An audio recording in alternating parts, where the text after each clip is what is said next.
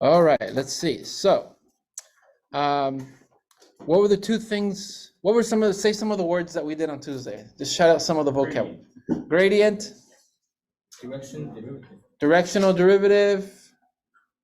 I guess those are the main things, right? Yeah, okay. So let's see. So let's start with the directional derivative stuff. Just a little recap. So remember that your vector u can vary, and it's basically telling you which way to walk. Okay. Right now we're at this point here, this blue point that's on the xy plane. Let me turn down the lights. And we need to walk in the direction given by u. So then on the surface, oh shoot, on the surface, you're right above that point and you're gonna walk in that direction. And so when you guys are finding the directional derivative, that's giving you that rate of change immediately when you move starting from that point. I can rotate my theta, maybe point it that way. And so now I'm going to be having a rate of change. What would be that rate of change, positive or negative, from that point here? How did you know that? Because it's going down, okay? On the homework, you might see that instead of, here, let me stop sharing here. Instead of giving you a vector, a vector, it tells you just the theta, okay? In case you're still a little unsure how to do that, remember that you want your vector u, you want to see which way it's pointing. So if it says theta is pointing in the direction of pi over 4, think of a vector starting at the origin and shooting in the direction of pi over 4. Okay? And then think of, keep your mind, it crosses the unit circle, right? Crosses the unit circle. How do you find the coordinates on the unit circle given theta? What are the x coordinates? Cosine theta and sine theta, right? That's a point on the unit circle. So you got the point in the origin, and then you got this point on the unit circle. If your angle is pi over 4, now this point is really going to be cosine of pi over 4 and sine of pi over 4. So if you find this vector here, that would be terminal minus initial. Your u vector here is going to be this minus this, which is just cosine pi over 4, and this minus this, which is just sine of pi over 4. How long is that vector? It's 1, because remember the radius of the unit circle is 1. It immediately will give you a unit vector. So if you're given theta, you can find a unit vector by using cosine of that angle and sine of that angle. That will give you a unit vector that points in that direction. Okay? Sam, is your hand up? Okay. So just, some people were asking me that during office hours and then a couple days ago. And so that's kind of what I am doing here, sort of, when I coded all this stuff here, okay? I use that similar type of argument here so that I can create a vector that's rotating like that, okay? Now, does this direction of u tell you the maximal rate of change? Tells you the direction that you're going to increase z the fastest? Not necessarily, right? Definitely right here, it's not even increasing. If I walk this way, it's going to have a z decrease, okay? And so that's what problem set 6 is kind of having you investigate. The relationship between vector u and its directional derivative and the direction of the gradient vector and how that produces maximal rate of change. Okay? And it's going to continue because we're going to use those concepts for this section here. So,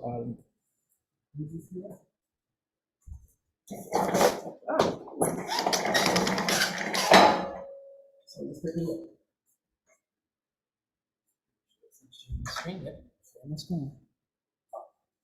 All right, so let's do section 14.7.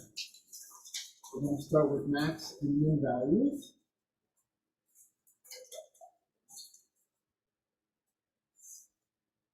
And we're going to start actually with an example. Okay? I've been using the same example over and over, but today we're going to do a bunch of different examples. We're going to do a bunch of different cases. So let's look at that same function we did on Tuesday. Minus x squared minus y squared is 2x plus 6y.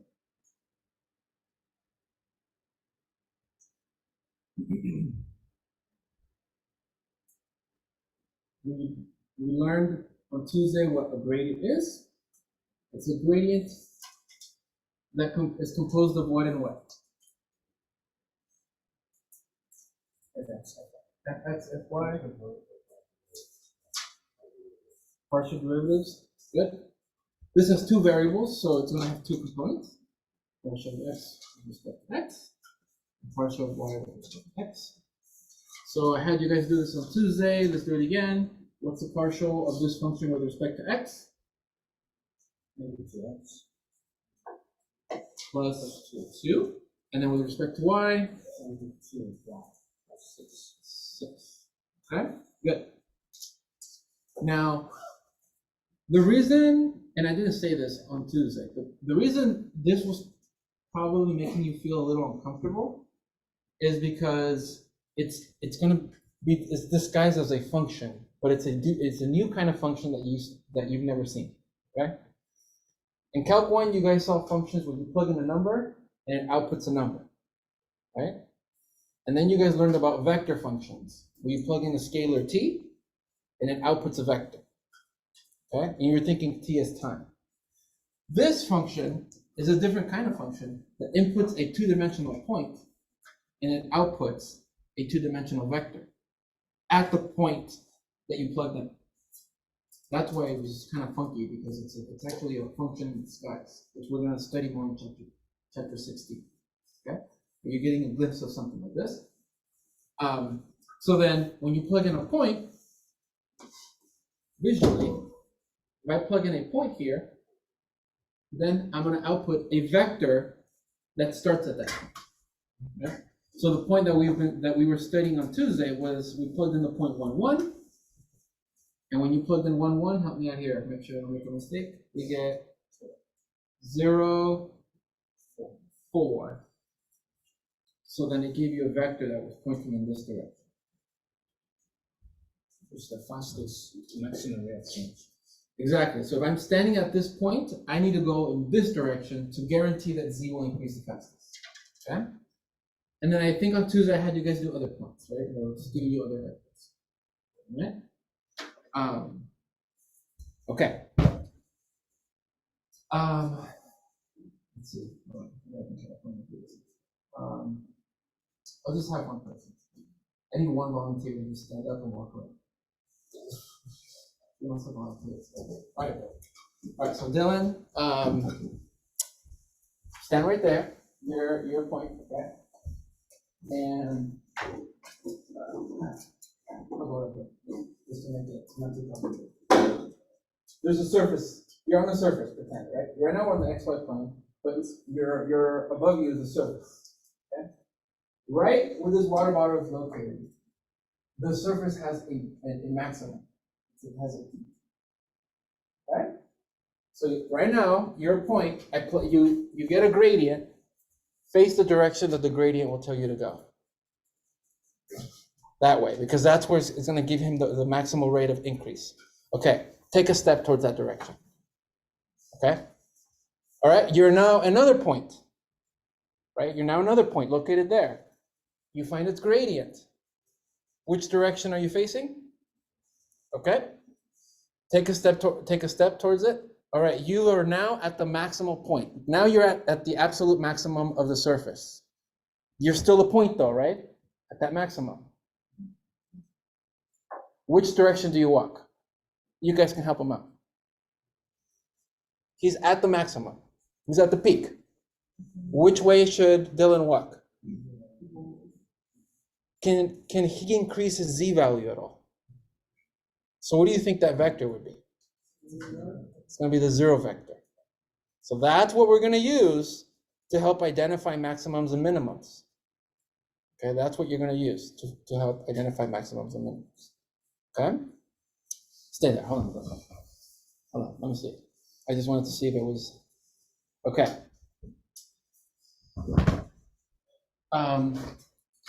So this gave you the max rate of z increasing, right?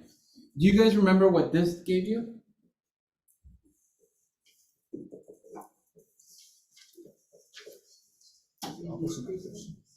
The rate at which z decreases the fastest, right?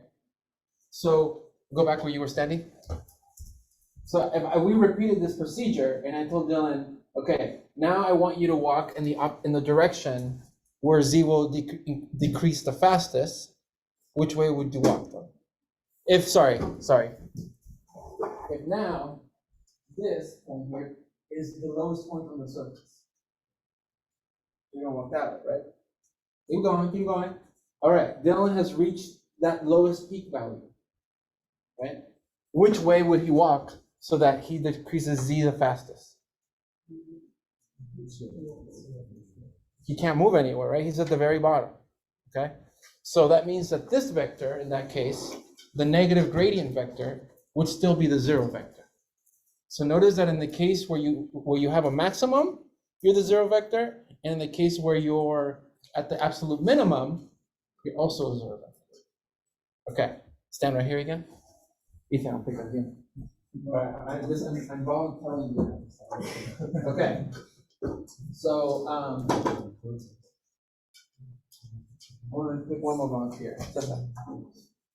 All right. Stand. Dylan, stand over here. Okay. Stay right exactly where you're at. All right. Right now, Dylan now is a peak on the surface. So he's a peak. Right? Right here. Ethan is another peak. Over here. Okay? But you're closer to Ethan right now. All right. At your point, you get the gradient. Which way would the gradient tell you to go? Right now where you're located.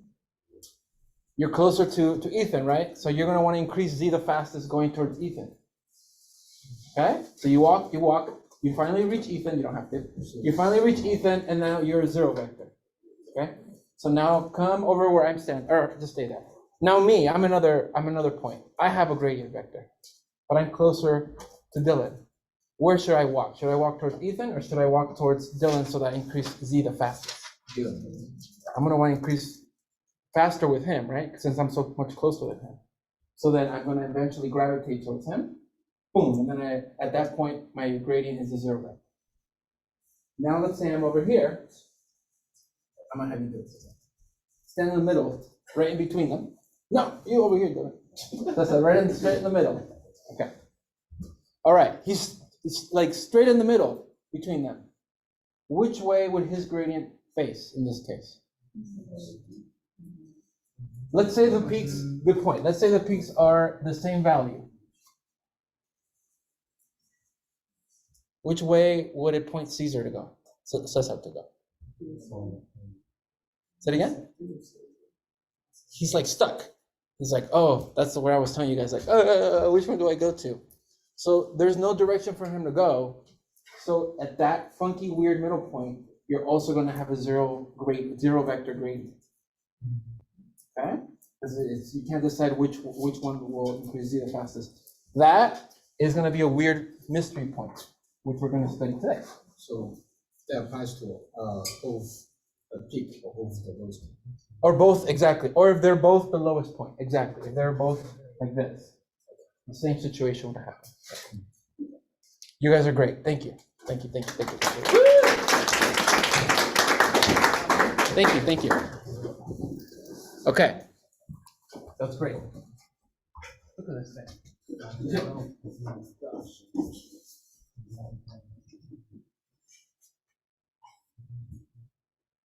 All right, so let's see with this example that we just did.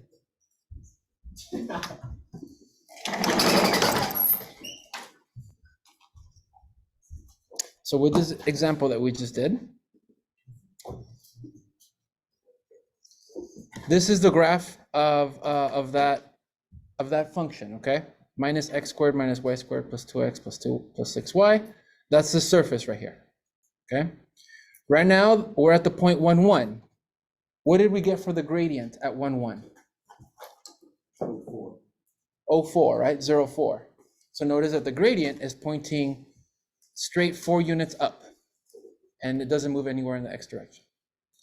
So that means in 3D world, you're really on the surface at this point, above the point 1, 1. Above the point 1, 1. You see that? And I'm going to walk towards the gradient because look, which way is it having me walk? Just the way Dylan was walking towards the water bottle, right? The point is wanting to walk towards the peak. So that means that maybe I should go up. If I go up and I start getting closer to the peak, I want you guys to look at the magnitude of the gradient. Boop, the 0 vector. Okay, so it gives you the 0 vector. If instead I was a point over here, now walking towards the peak is this direction.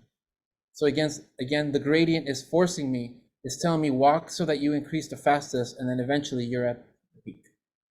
Guys, can I see that? So the magnitude of the gradient the magnitude of the vector is the same. The magnitude of the gradient vector won't be the distance. Remember that the magnitude of the gradient gives you the rate, that maximal rate of change. It gives you the maximal rate of change. Yeah. So here, the magnitude of the 0 vector is 0 because z can't increase anymore. So there is 0 rate of change. Cool? Okay. I don't know how this was explained back to for computers. That would have been really hard. Okay.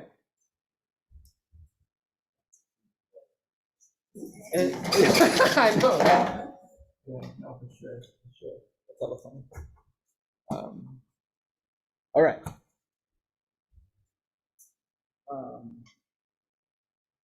So let's kind of write some of the stuff down so that it's in your notes. So now, suppose z equals to some function of xy has an absolute max at the point x naught, y naught, and then whatever you get for that z value there.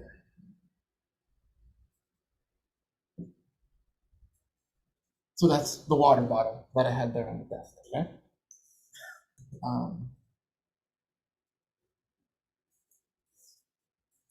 Which direction does z increase the fastest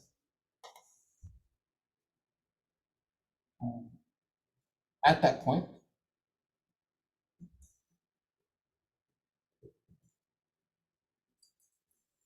And so what did we see happen once you're at that point?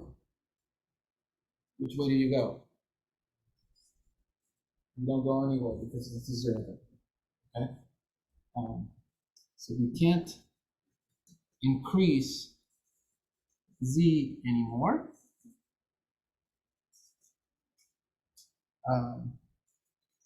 Which tells us that the rate needs to be 0, which then is going to tell us that the gradient vector at that point is going to have to be the 0 vector.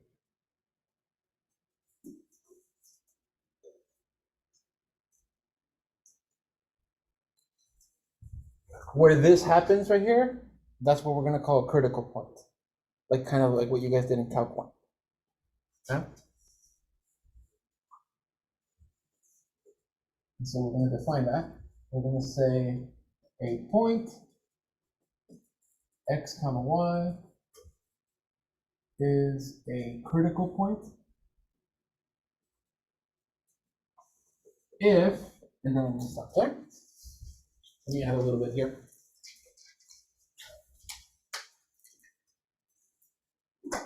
If this is the zero vector, and we define the gradient to be the partial derivatives, what needs to be true about the partial derivatives then? If they both have to be what?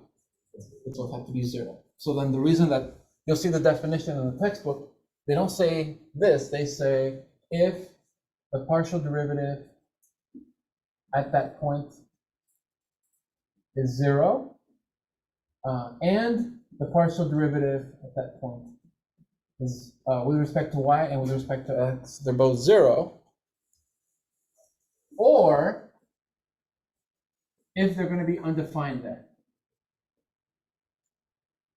If one of them, bless you, is undefined.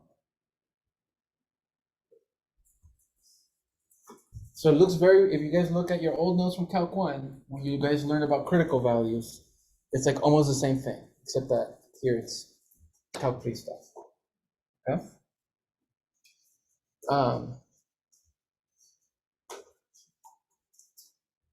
And so, yeah, so you can have things like this, and then right here is where you're going to end up having a critical point. Okay? There, the gradient will be zero, because the partials are going to have to be zero. If I take the rate of change as I increase in the x direction, well, I can't increase anymore. So that's why that has to be zero. The same thing with y. Okay? But you might also have something like this, like a funky cusp. And so there, we still have a maximum there, right? Except that it's not going to be differentiable there, so my partial derivatives will be undefined by cusps. Okay. Or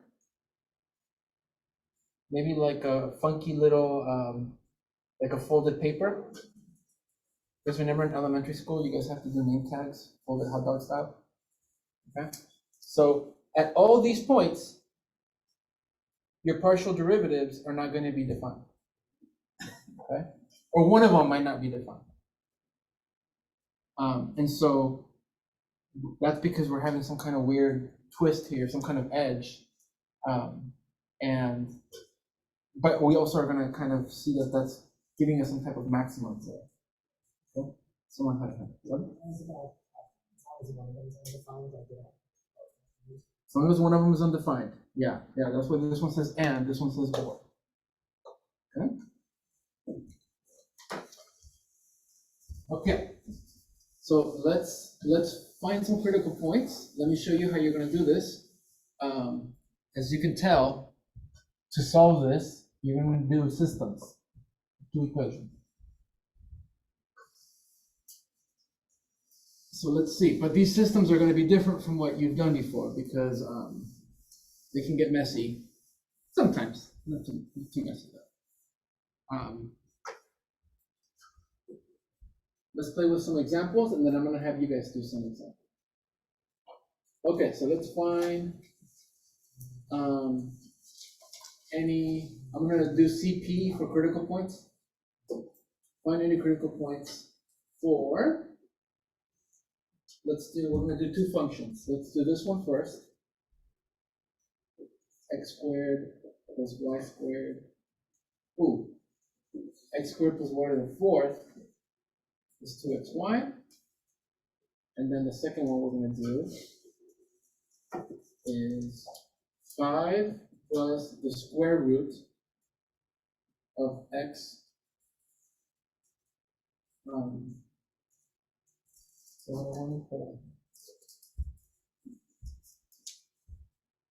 Shoot. Hold on, I think I got the wrong equation. Give me 1 second. Let me look at this real quick. Z equals 5 plus, did I need to do that?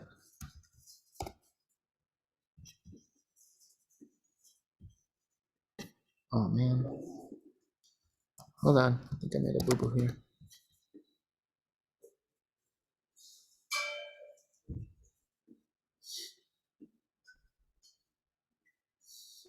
Okay. Let's see. I wanted to give you one that looked like this.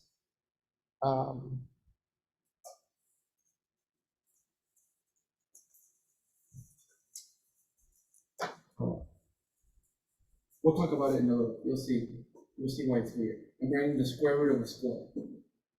Okay?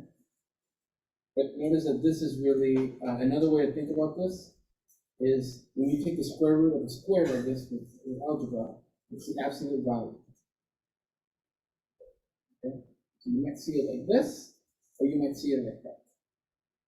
But doing it this way, we can actually use differentiation. Okay? We'll get to that one later. Okay.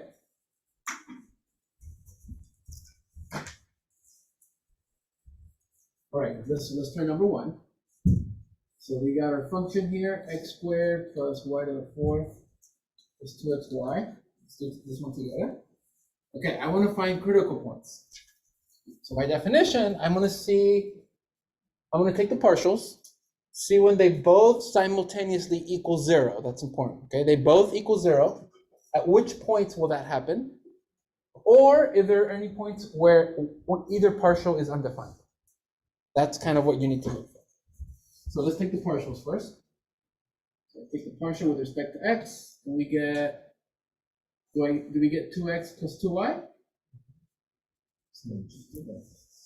Yeah, right, okay. Partial with respect to y now is going to be 4y cubed plus 2x, right? Okay. So let's set both of these equal to 0. Let's see what that takes us.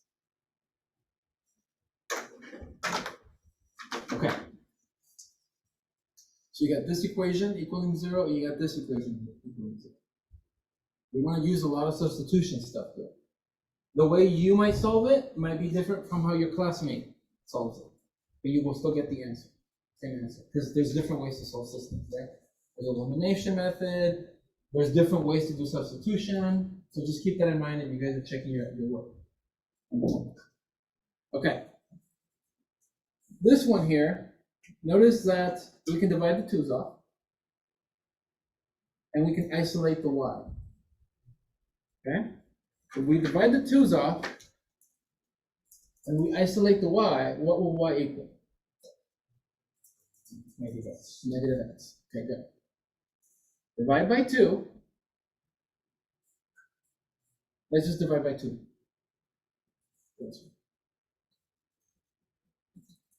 Huh? The reason here we isolated for y is so that we can do what? Substitute negative x into this equation for the y, right?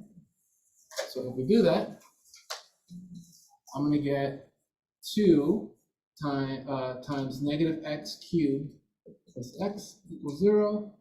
What's negative x cubed? Negative x cubed, right? So then what happens with the 2? Negative 2x cubed plus x. Okay. All right, here's where you got to be careful. Ooh, yeah, I forgot about this part. Here's where you got to be careful. When you're solving for a variable here, you're trying to find all the possible solutions, right? So if you get tempted to divide by x, if I do that, I'm going to erase it a little bit. Let's say I do that. And I get this. So I'm going to move this to this side, divide by 2, and then I'm going to get what? Plus or minus 1 over root 2 x. Okay? I'm going to get the answer wrong because you're missing one. You're missing when x is equal to 0. And why are you missing that? Because when you divide it by 0, in the algebra, you're assuming x can never be 0. But it can. That's actually one of the solutions. Okay, Jacob. So I guess it's not illegal per se, but you just have to keep in mind there's a solution. Exactly. If you want to avoid that situation because on the test, your adrenaline and anxiety and all that stuff is rushing and you'll forget, you might forget these details. The safest thing to do is instead of dividing, try to factor. So if instead of dividing, I did the same thing, or sorry, if I just factored the x out,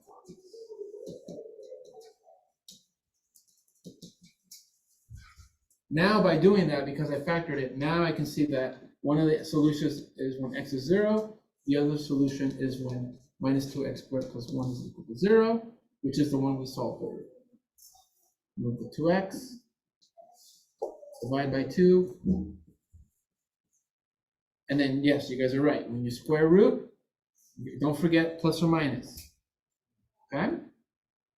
For this section, to help you organize your work, it'll be easier if instead of writing plus or minus, you individually write them separately. You write x is positive 2, x is negative 2. The reason you want to do that is because, remember, ultimately, you're trying to find a point. You're trying to find a point. So you want to organize all the different possible values that you can get.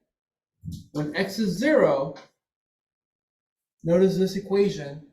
If you plug in 0 for x, what does it tell you y has to equal? It has to be 0. So this tells you y has to be 0.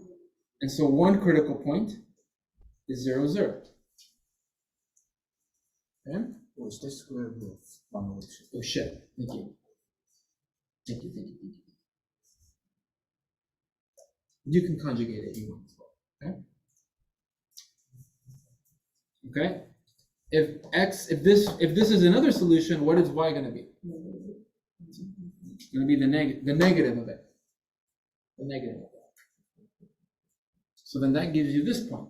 1 root 2, comma negative 1 root 2. And then the same thing with this, you negate it, and you get positive 1 over root 2. So then the other critical point is negative 1 over root 2 and 1 over root 2. Okay? You do not want to write this as answers. Because when you write this is 4 points. It's when they're both positive, when they're both negative, or when one's positive, one's negative, one's positive. But that's not true. They have to be opposite signs, right? So that's what I meant by being careful when you do this step, to split up your solutions into the positive and then the negative. That way you keep track of your work, because it's going to get gnarlier. Okay? It's going to get a little bit nastier. So yeah, so don't write your answers like that. There are how many critical points? 3. There are 3 critical points. Okay? That's because this. But don't forget, you also have to check this. Or the partials, can the partials ever be undefined? No. They're polynomials, so they're always going to be defined. So that does not produce any critical points.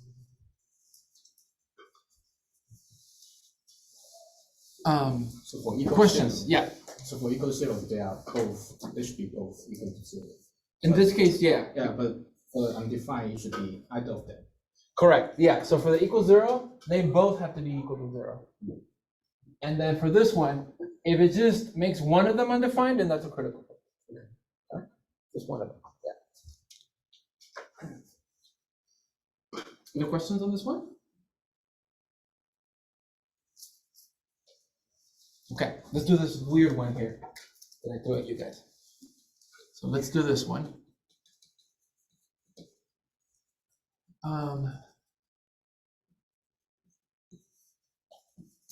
See, functions are weird like this, man. Because, see, technically you would want to just cancel out the square root and the square, right? But I'll show you, we'll see it in a minute. The graphs are they're not the same if you do that. They're not the same if you do that. Yes? Is there some way to actually derive the value of the front row of the proxy value? We're gonna do it. Instead of like, We're gonna do it. We're gonna rewrite it this way. oh, Yeah, we're gonna do that. That's why I wanted to do this one, because it's a really weird one. Okay? Okay, so how can I write this in terms of exponents? Oh, I'm not liking this poem anymore, because it's 1, right? 2 over 2. like x plus y squared, then 1/2 power. Yeah, let me see. It's like 2. It's chain rule. It's chain rule. That's what I'm trying to get at. It's chain rule. So this is just much better. So if you took the partial with respect to x, that would be what? 0. But if I did chain rule with this bad boy, it would be, what's the derivative of the square root function? 1/2. 1/2 square root of the function, right?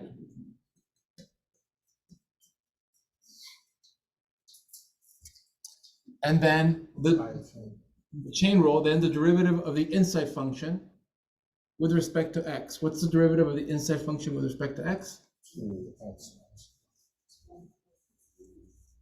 To chain rule again, x minus y, times the derivative of the inside with respect to x, which is 1. So it's like 2 chain rules. Okay? This cancels with this. So we end up with x minus y on the top, and then we end up with x minus y on the bottom.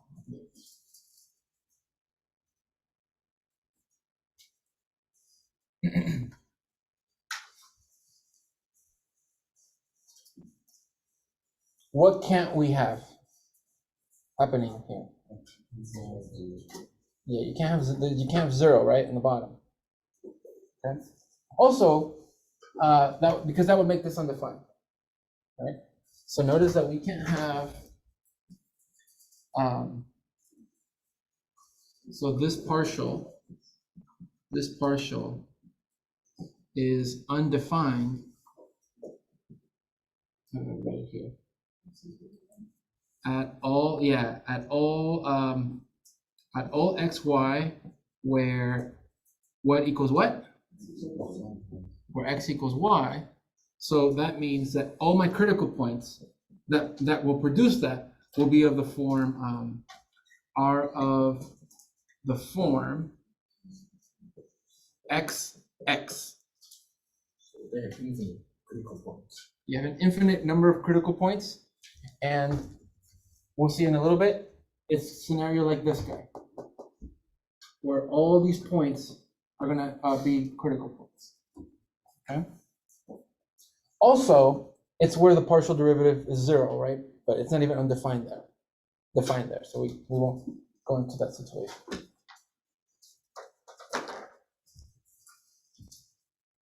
If we took the partial with respect to y, it's going to be the exact same thing.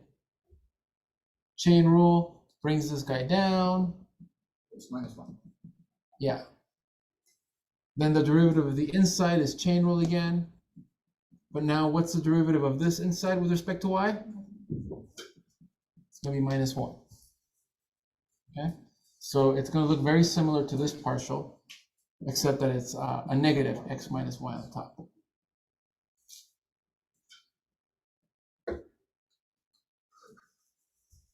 And same thing. It ends up being the same thing here.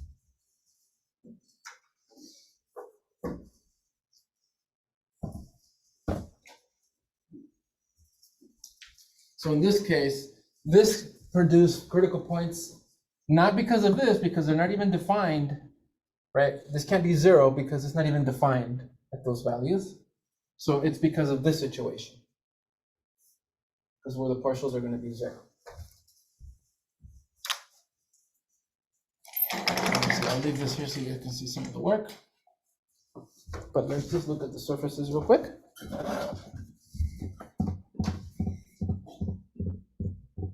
Let's see, is that the first one? Which one was X? No, it's not. Okay. Oops. So here's the second one. Hold on, what happened to the...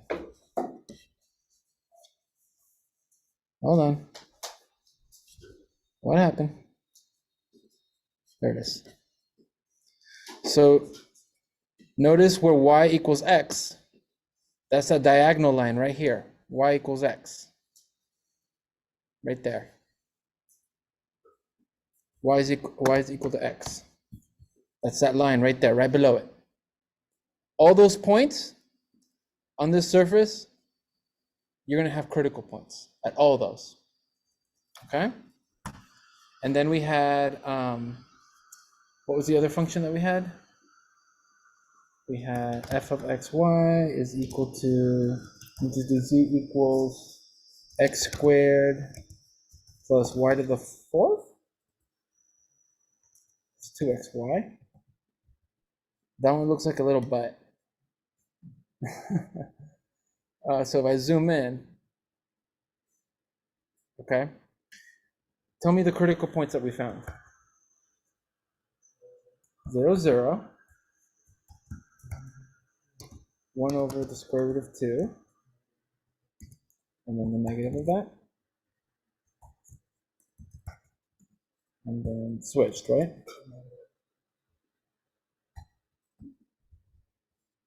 Now remove the, so let me see if they show up. Where are they? Here they are, they're on the top. Oh, they're not, they're like this one. X squared, let me see. Copy down the right function. X squared, y to the fourth, 2xy. And those are the points that we got, right?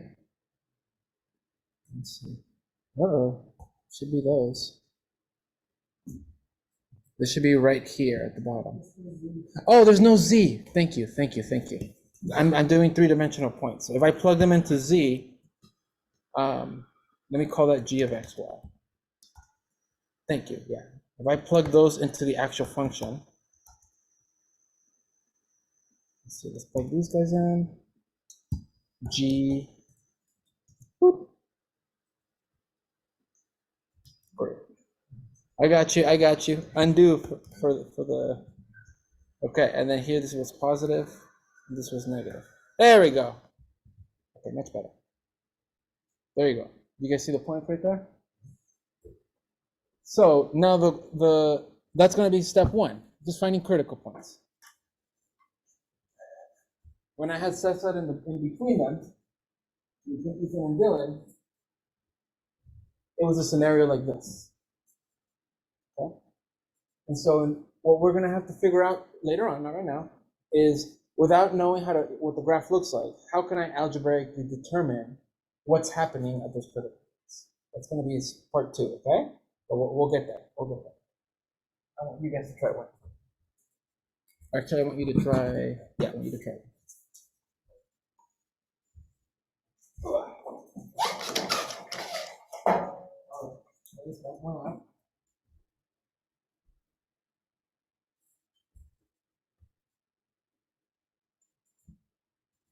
Okay, let's see.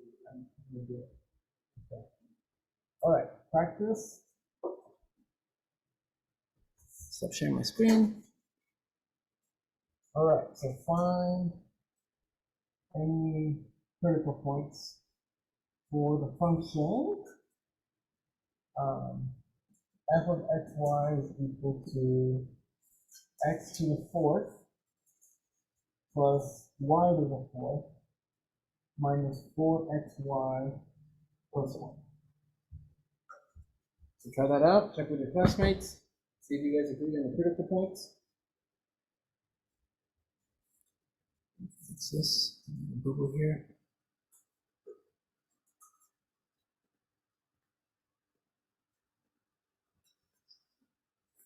Let's do it.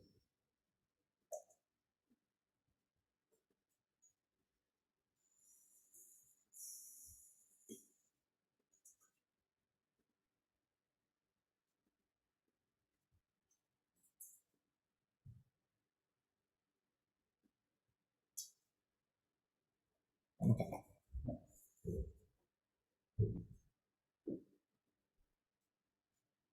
Algebra. You have to get homework.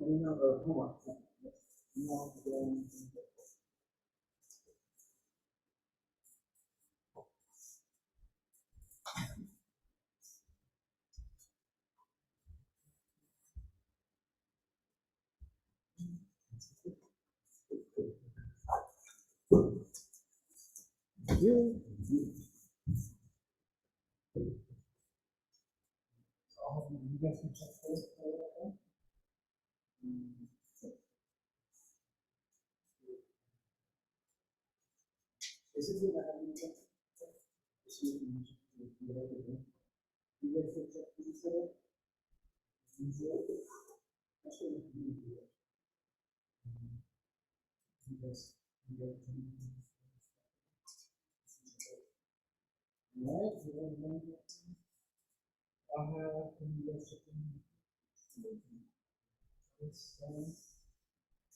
Look here. You guys usually come up YouTube here. Or usually you guys get to come up. You guys usually work. You guys usually.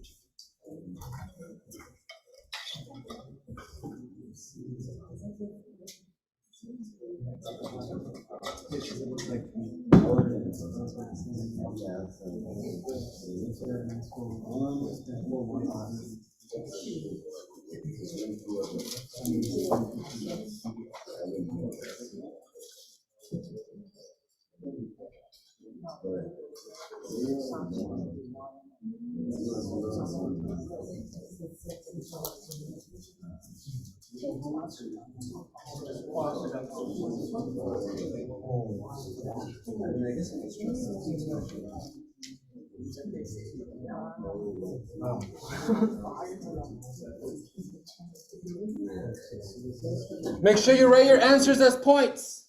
Put your answers as points, okay? So as I walk around, I want to see how many points, how many critical points you get.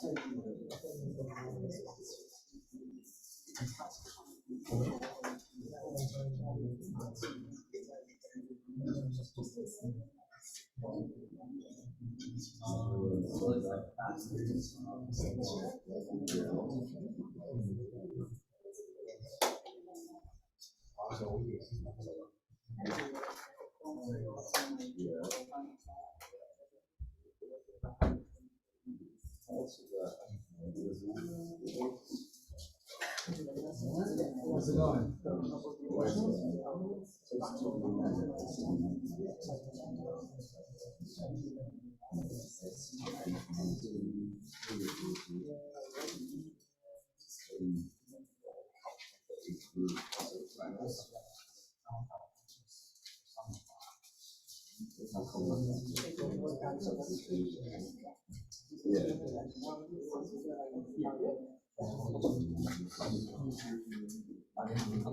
Remember what I was saying here.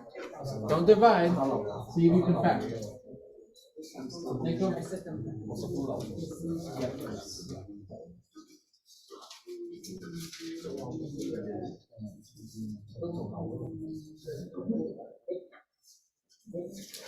All right, if you haven't yet, just check in with your classmates, guys.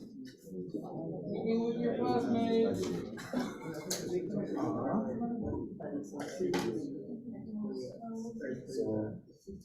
If you're finished, see if you can help your classmates. Maybe show them what you did. They're struggling.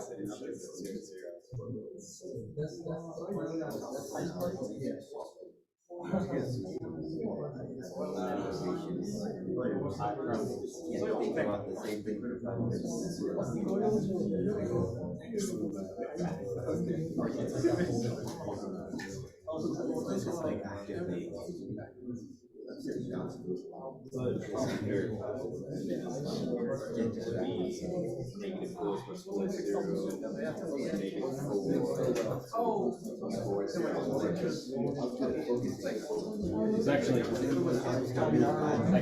I think every time I put it in, my thoughts get mad. I erased it, but I made a matrix there. And then, from my matrix, I just solved the matrix. So it was like 1 month. But it's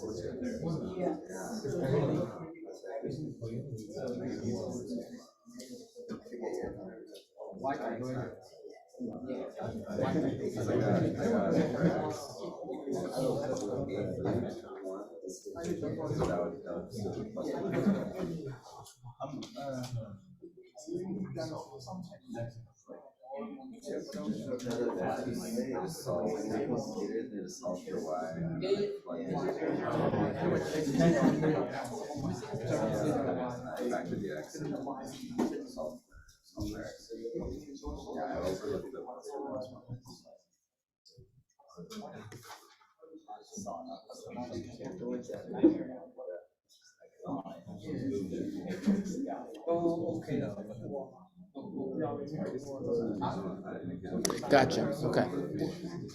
If it asks for critical points, it's just x comma y. It's just x comma y.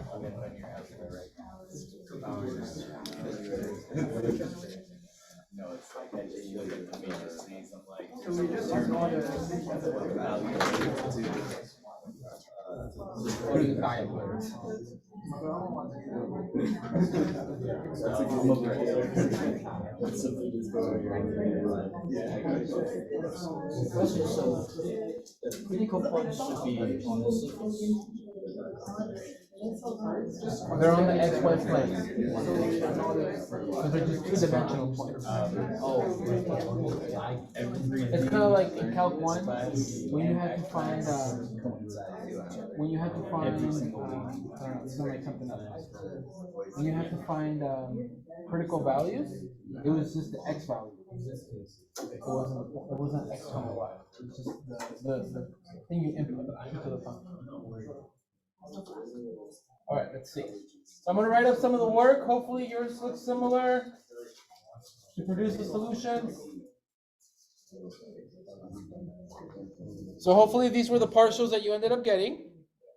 Partial of x is 4x cubed minus 4y.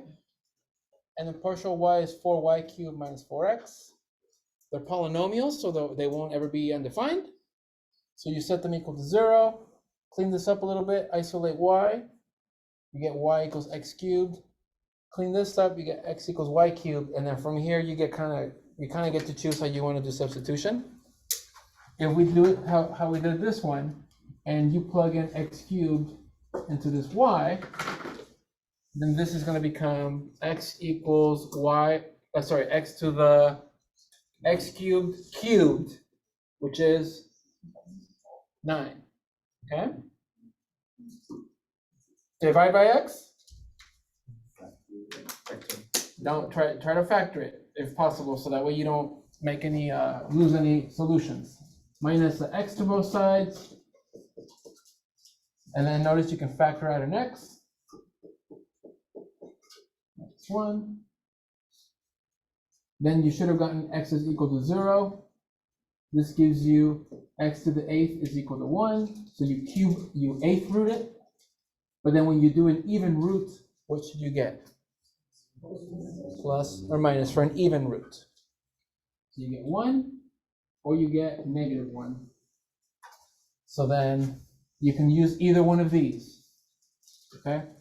Plug in 0 here. This tells you y is going to be 0.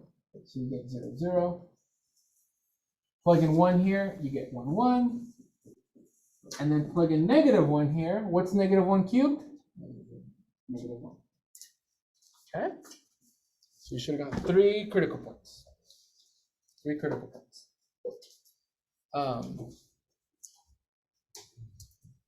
Did I have remarks yet? Hold on, I had some remarks. Oh, I did. There we go. Okay, I found it. I'm like, there was something important I wanted to tell you guys. Okay, on the homework, the functions will look they're all going to be very different, mostly polynomials. But I want you guys to be careful with, I don't want to do orange, I realize that. Sometimes you guys can't see that. So here's a remark to make when you're doing critical points. If you end up solving these both for 0, okay? And let's say this one, you solve it, right? You solve this guy, and this tells you that this will be 0 at x equals a, or y equals b. Okay?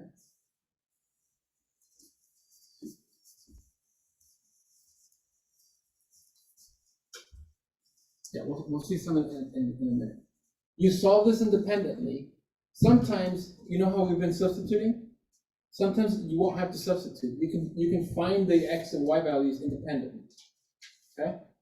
You do this one independently, and maybe you get x equals c and y equals d.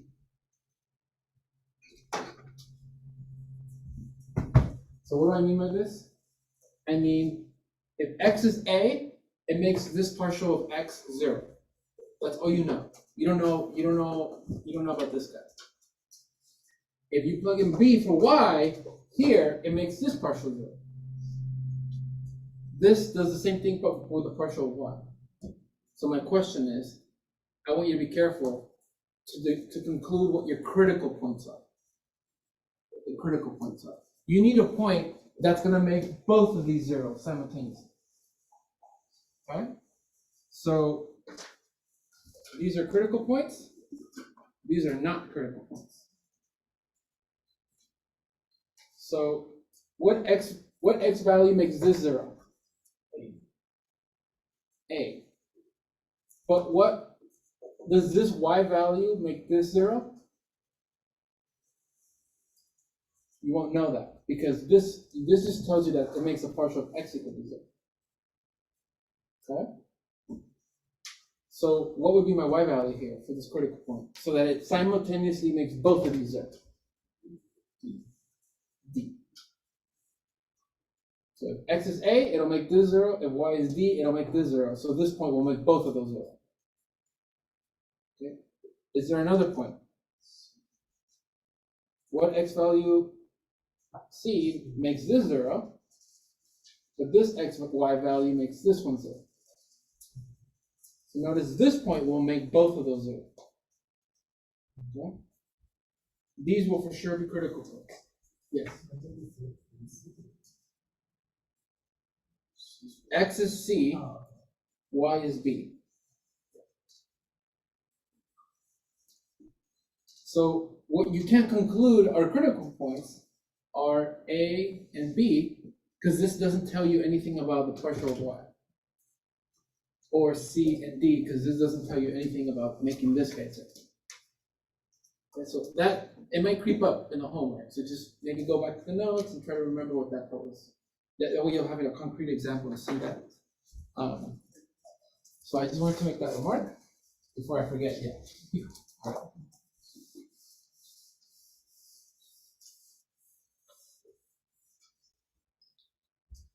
Let me see something. Are we gonna?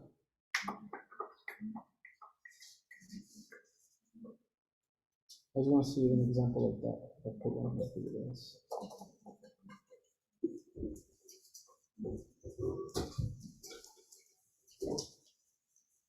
Kind of, yeah. We kind of run through that deals with something like this. Okay. All right, so this is how you find critical points. We don't know if we're gonna have maximums or minimums. We don't know exactly what's gonna happen. So we saw that we end up with some maximums, we end up with some minimums, okay? We haven't defined them though, what they actually are mathematically. We haven't given them a definition. So let's do a quick definition of what we're gonna call these maximums. So we're gonna say for a function f, we say f has a, we're gonna split it into two cases. We're gonna say it has a local max at x naught, y naught, if for any point near x naught, y naught, we have, I'll have you guys tell me here. If we have a local max at this point, for all other points near it, what will the z-values, how will the z-values compare to that z-value?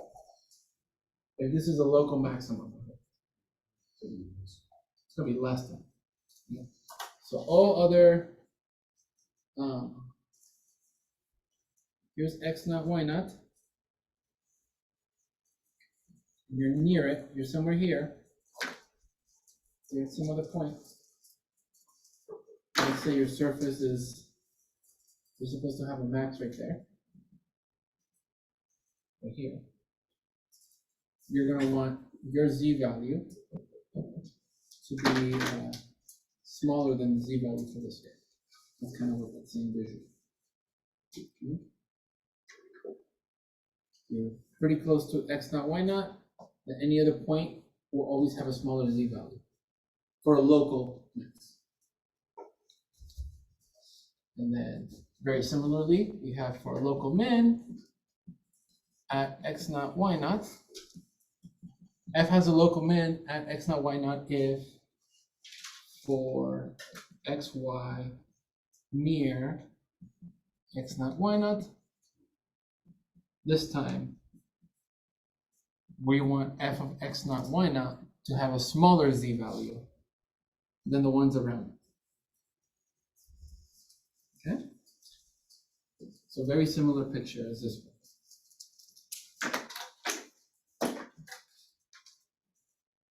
Very similar. You got your point right here, which is right there, x naught, y naught, and any other point around it will have a z-value that's going to be great. That's what this puts us.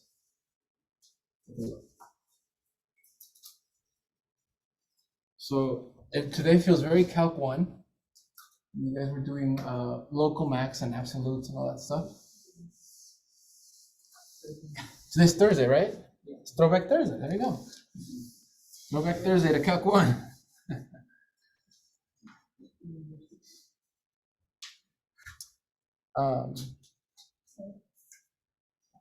Okay, so that means that some critical points, you might have a local maximum or you might have a local minimum.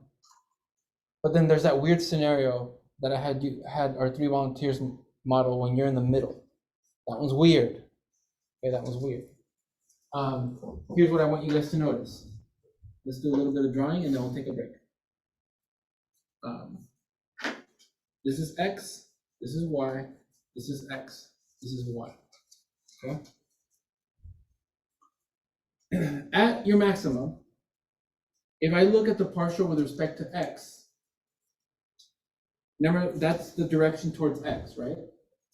So if I look at my surface and I slice it, if I slice it in that direction, notice we get like a curve in the X direction. You guys can see that curve in the X direction? It's like I have a plane and I'm slicing it, but right at that X value, or that Y value is at Y0. You guys kind of see that? Okay.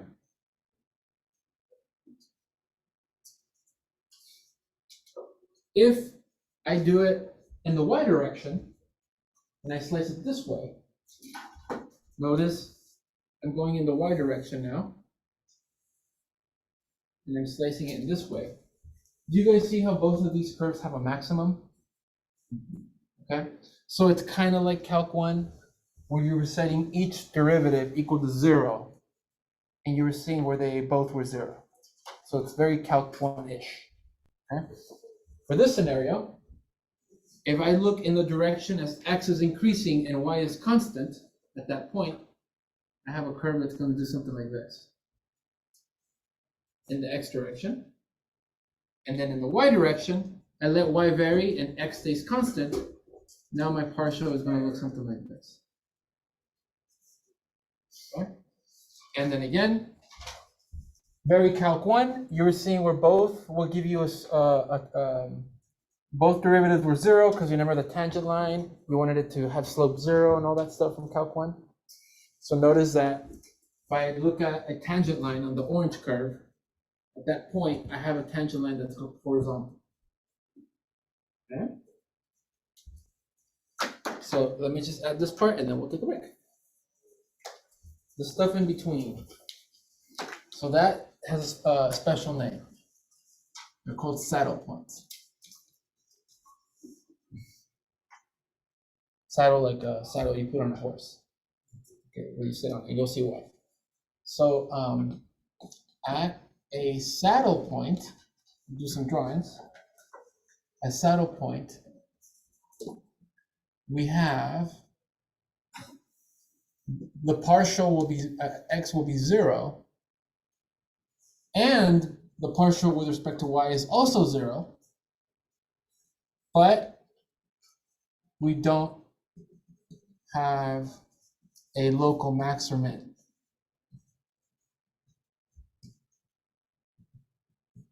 Okay? Which means, since by definition a critical point is where both of these are 0, you can have a critical point at these saddle points. And let me show you what that would look like.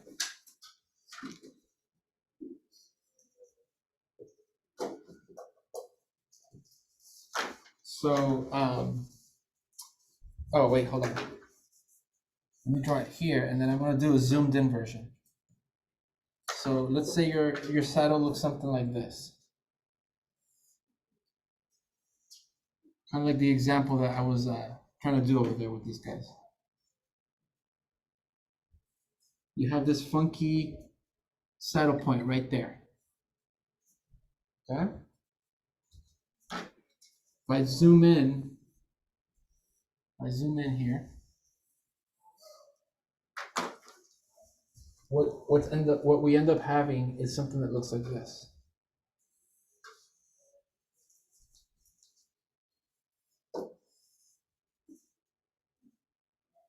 Let's kind of see that?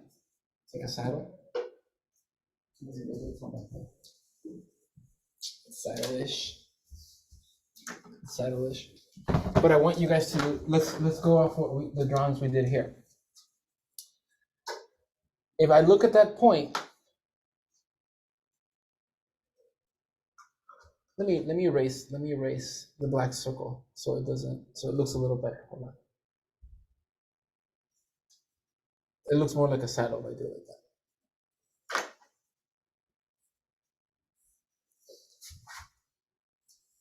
There you go. Now it looks more like a saddle. Okay.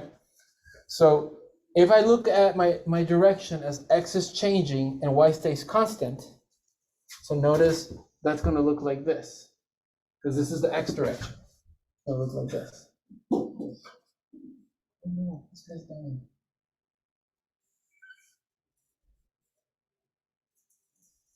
Right? So in the x direction, you have a maximum.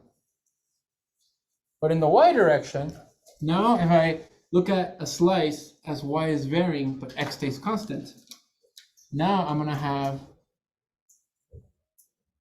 a trace that's going in this direction. So now in the partial derivative direction, with respect to y, I have a minimum. Okay?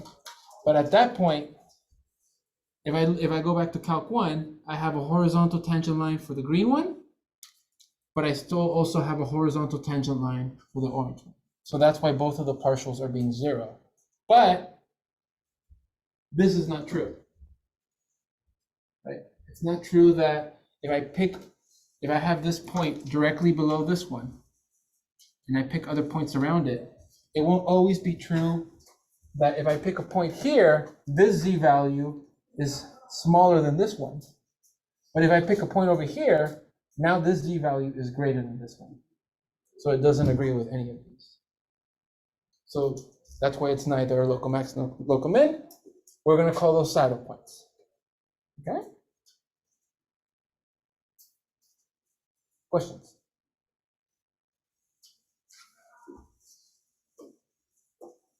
You guys look like you need hella energy. Okay, it's close to the Friday, I know. It's Friday's Eve. All right, let's take a break. Let's go get some energy.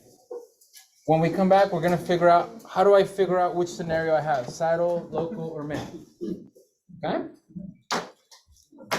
Let's take a break, come back at 2:12. We found critical points, but then now we see that a critical point can produce a local max, local min, or it can produce a saddle point. So the question is, how do we figure out, how can we use algebra or use some kind of test to figure out what we have without knowing the graph, right? So if you guys remember Clairaut's theorem, we're going to use part of it.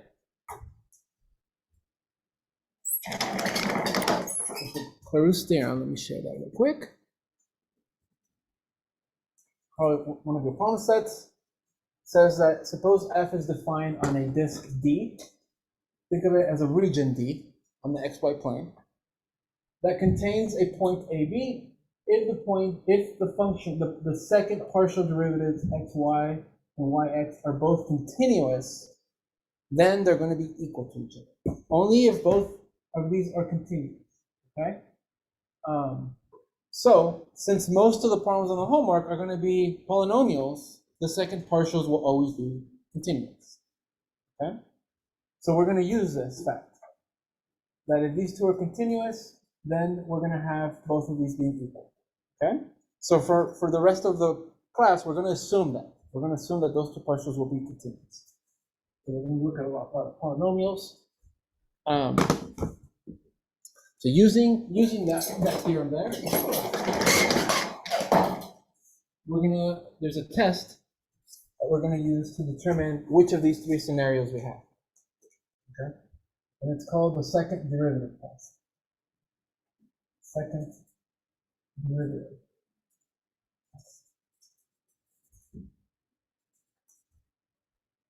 So a little lengthy, so leave some room in the notes.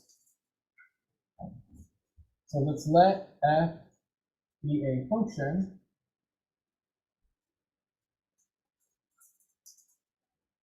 where all its second order partials are continuous. That way we can use closed theorem. And say we have a critical point, just like what you guys did earlier. We did all the work, and we found some critical points. So for a critical point, AB,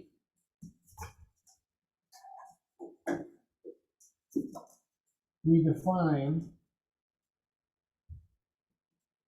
the function d of xy.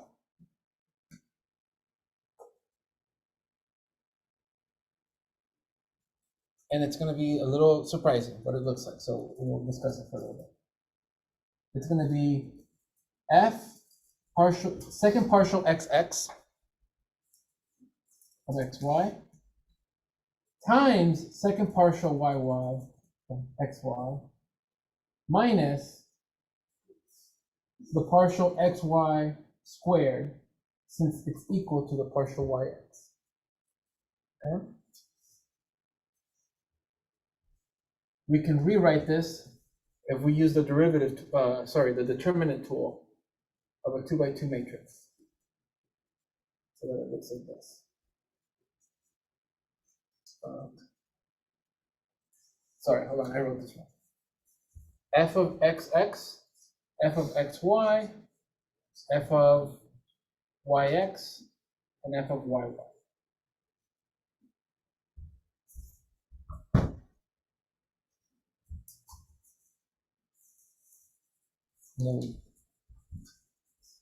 Okay, we're going to define that function. Okay? D here. That's going to output some value, some number. Okay? So what we're going to do is we're going to get all the critical points that you guys have found. You're going to plug them into this function D, which means you're going to plug them into these second partial derivatives. Okay? For a critical point AB, if there's there's 4 scenarios. It's kind of lengthy. If you plug in that critical point into this new function D, and you get a positive result,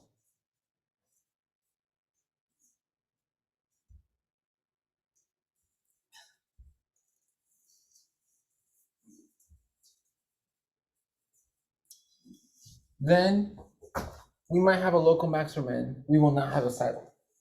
Okay, so now we got to figure out, how do I know which one? Okay, so and you plug it into the second partial xx or also yy. Okay, but the textbook just has xx.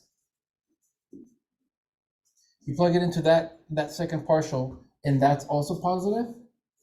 So if both of these are positive, we're going to end up getting that you have a local min at that point.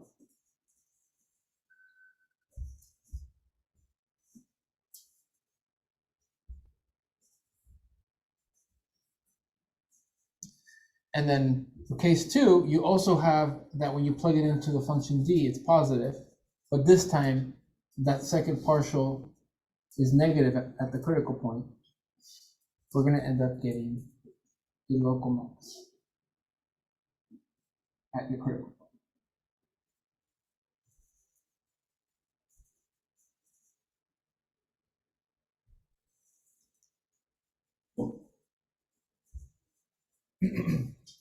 If instead you plug in your critical point into this function D and you get a negative, then automatically we're going to be able to conclude we have a saddle point here. You have a saddle point. And then here you have to plug it into AB, f of AB, so that you can actually figure out the 3-dimensional point where you have that saddle.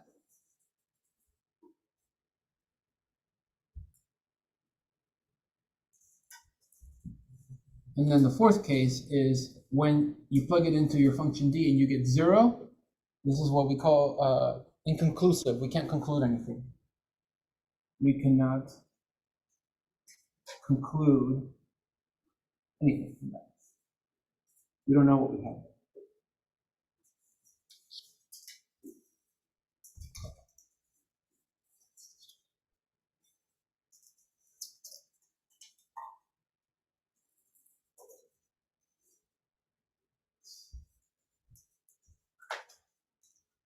Let me give you a little bit of intuition, okay? It's a little hard. It's hard because of this case, and let me show you why. So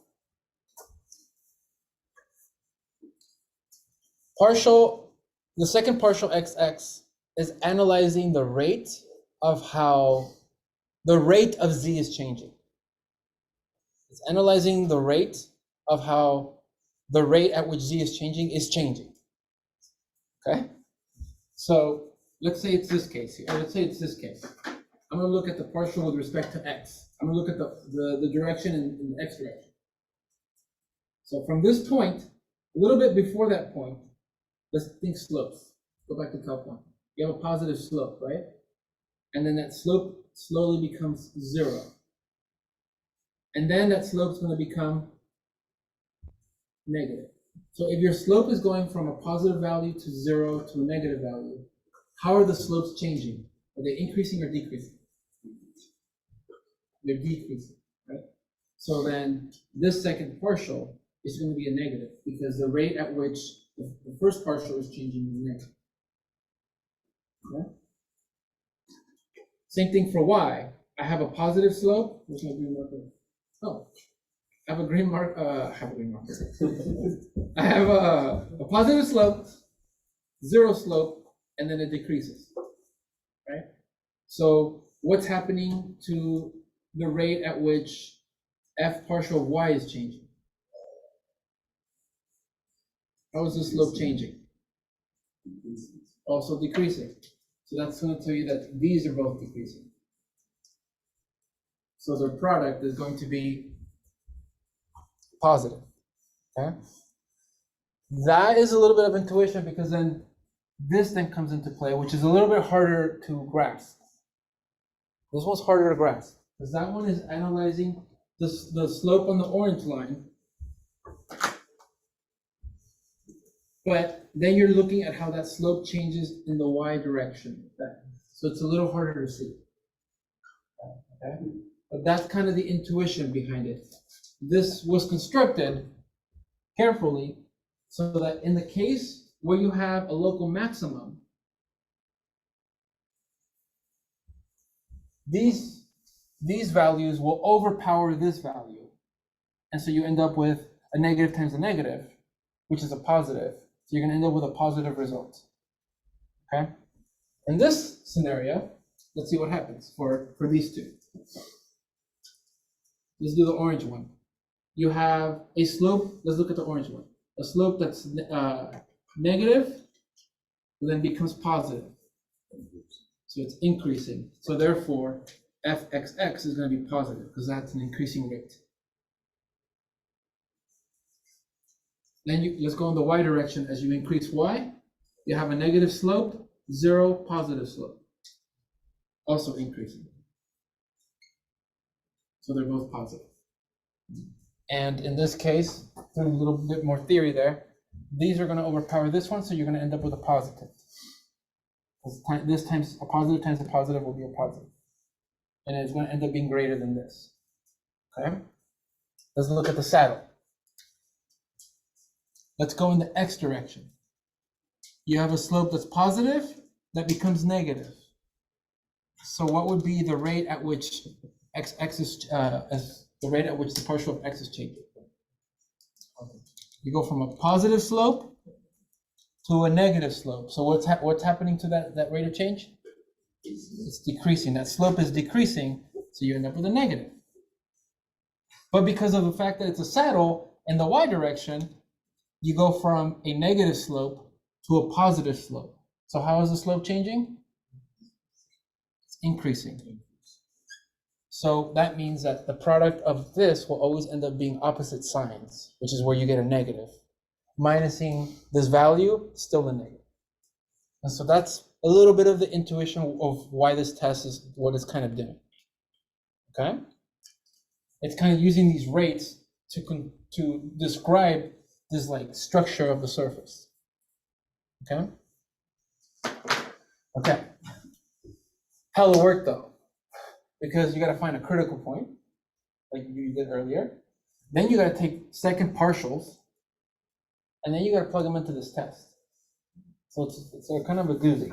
Okay? So what scenarios we have for the the last one. So what are possible scenarios? And in this scenario, then we have to use something else. Usually you try to graph it, or you try to just use other methods, like really break apart the function and plug in some values and study it. Oh, okay. I won't have you do it on the test.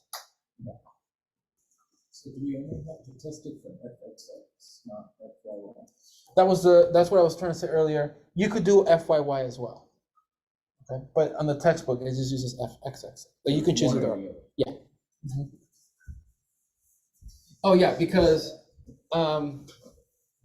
in both of these scenarios, the product of these two are positive. But in this scenario, both of these are negative. And in this scenario, both of these are positive. That's why it's either one.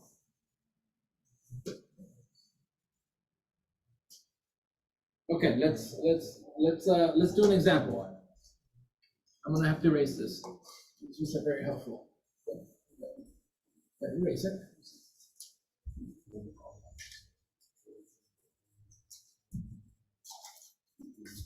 Okay, let's see.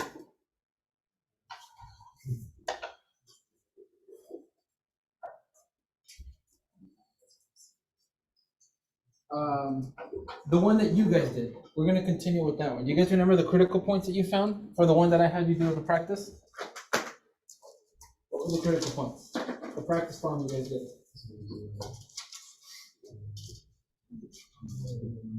That one. Yeah. So let's use the practice function. F of xy equals, what was it, x to the fourth minus 4xy plus 1, right? To determine what we have at the critical points. What we have at the critical points. And the critical points were 0, 0, 1, 1, negative 1, negative. Those are the ones you found in the practice problem. That means you gotta check all three of these, okay? So how do I start using this test? I already found my critical points. Let's take these partials here of that function.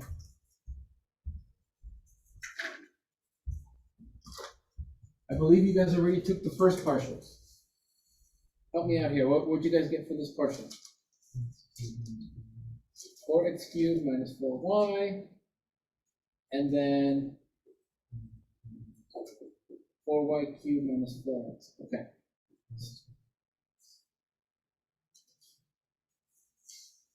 So then, let's be careful here. Partial of, second partial xx. So take the partial of f of x with respect to x. What do you guys guess? 12x squared. Let's do partial yy. 12 y squared. And then let's do partial xy. Negative 4. This guy and this guy. Minus 4. Okay. So then therefore, our d function here is going to be, actually, I'm not even going to write it. This is, from here, we can plug in the points. So let's plug in the point 0, 0. That's going to be, you plug in 0, 0 into f of xx, f of yy, and then minus f of xy squared. So let's do that carefully. Plug in 0, 0 here. What do you get? 12 times 0. And then you get 12 times 0 again, minus, that one, it's always constant, so it's always minus 4 squared. So what do we end up with? We end up with minus 16, which is a negative, less than 0. So what do we have? Look at the test. Remember, look, it's less than 0. Both of these are positive, greater than 0, less than 0. So we have a saddle point. This tells us that we have a saddle point at 0, 0, but then you plug in that into the function to get the z value. What is the y value there? Or the z value? That's, yeah, 0, 0, 0, 1. It's just 1. So you have a saddle point right there at 0, 0, 0, 0, 1.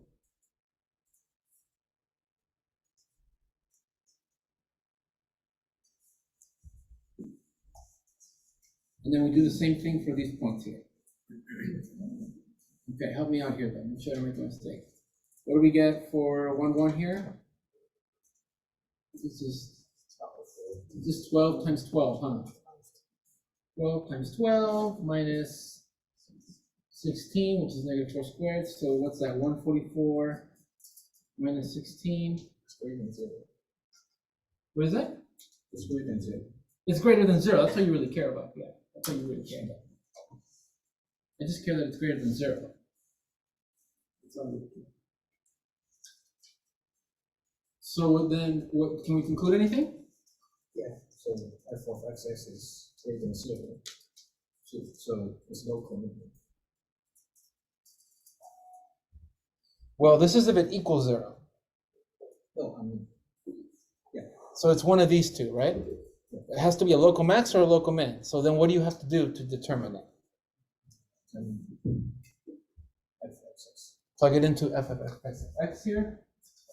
So let's see, f partial of x at 1, 1 is 12, which is greater than 0. So then what do we have?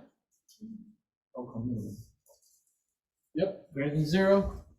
We end up with a local min there. So we have a local min. Let me see if the textbook wants you to just put the point or put the entire, like with the z coordinate and everything. Give me 1 second. What do they have you do?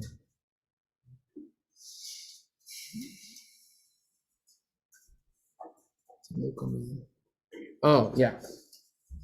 Okay. So the 0.11 is where you have a local min, but the actual local min is the z value. Okay? The local min is the z value. Where it happens is at 1, 1. So you have a local min, let me write it like this, of f of 1, 1. So unfortunately, you have to plug in the 1 here. It's not too bad for this one. What is it when you guys plug in 1, 1 here? Negative 1 at 1, 1. That's what you're looking for. That would be the point where you have a local minimum. But if the question says, what is the local min? You have to spit out the z value. No, it's not. Right here. This is a similar issue that happens in Calc 1. The local min at the y value, no, at the x value, and the local min in the y in Calc 1. Here is z. All right, maybe you guys did this one already. Let's see. If you plug in negative 1, oh, it's squared, right? Isn't it the same thing? 12 and 12 minus negative 4. It's still, yeah, it's literally the same thing. Minus 16. So it's still positive. So again, we check to see what we have. Plug it into the second partial. Squared, still positive. So what do we got? The local minimum at negative 1, 1. Is it also negative? Oh, no. At negative 1. Correct. So, do you think we have a picture like this one from the information we gathered? Looks like it, huh? Yeah, looks like it. Let's see, I have it here on GeoGebra for you guys. Make sure it's in the recording. Yep. That's just better. This one. It's like a SpongeBob. SquarePants. Yeah. And notice that at the point 1, 1, 1, 1, negative 1, negative 1, and then 0, 0 is your saddle. Right above 0, 0, 0, 0, 1, I think we said it was, right? Yeah, 0, 0, 1. Right at the SpongeBob's crotch.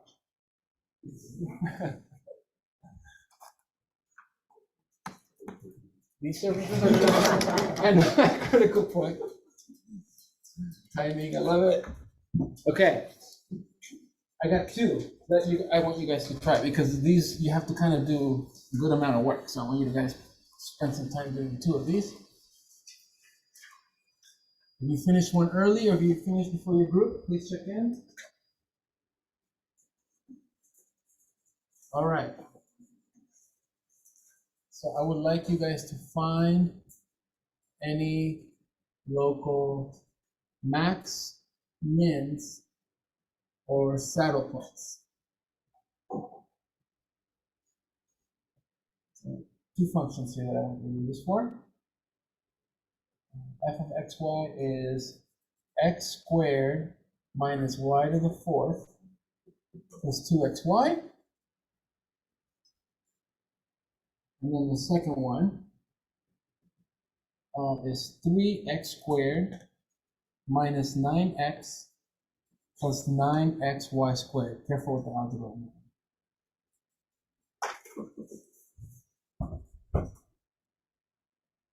Recap. What do you do first? I need to find critical points. How do I do that? I have to take the partials. Right? So use the partials to find critical points. Once you found critical points, then you're going to do what we did here. Take the second partials to find your D function, and then plug in those critical points. Okay? I know, it's a lot of work. It's a lot of work. It's a lot of work.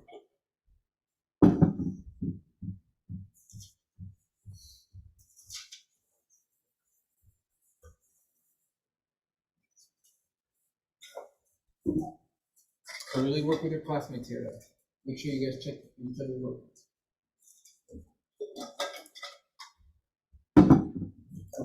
Yeah.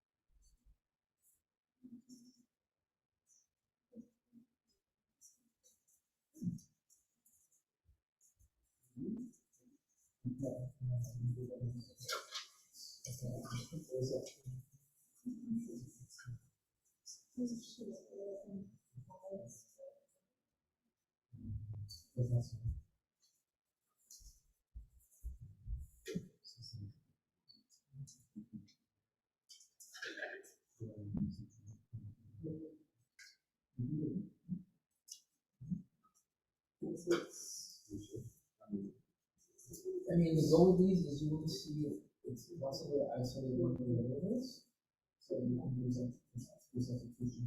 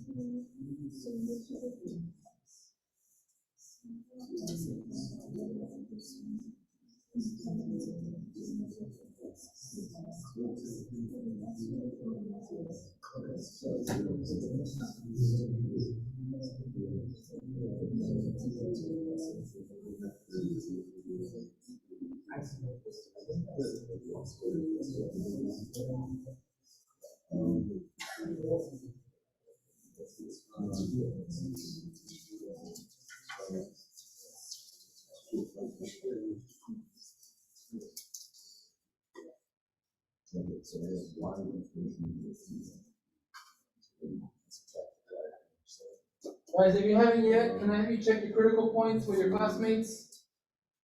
I think we're getting different number of critical points.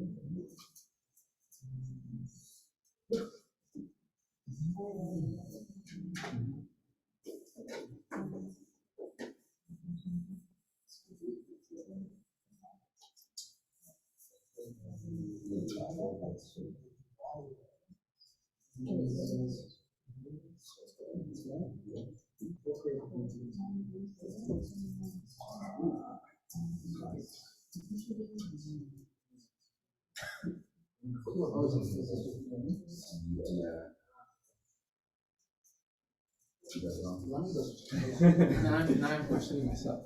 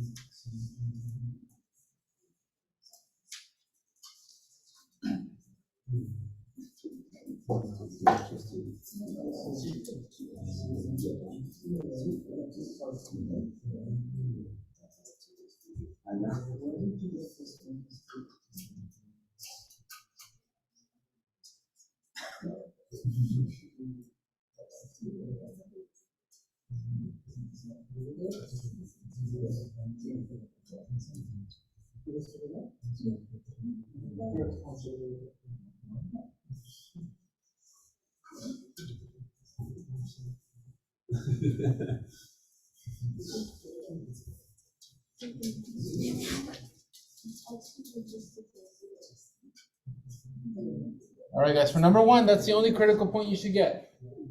Okay? 0, 0, there's only one.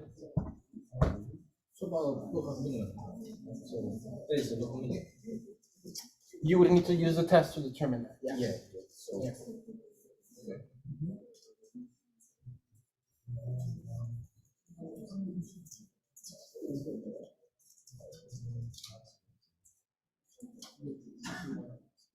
I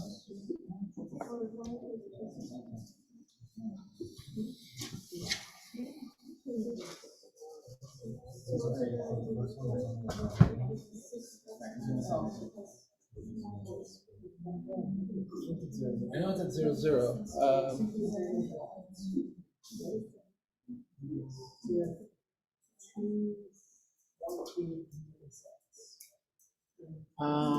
If you plug in 0, 0 here, it should all be 0. Oh, oh, yes. Can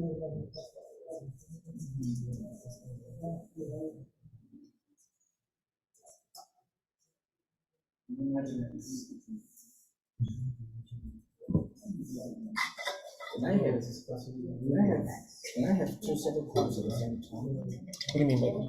I've got two separate cards. Okay, second. I'm married, so I've got the bonus.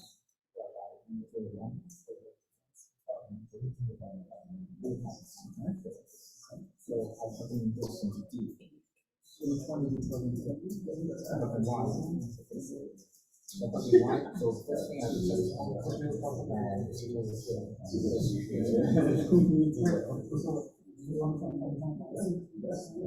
Shouldn't give you 0. Yeah, it shouldn't give you 0. Let me see.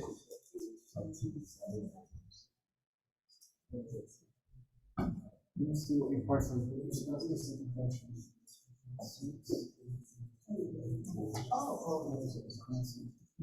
did you get this one?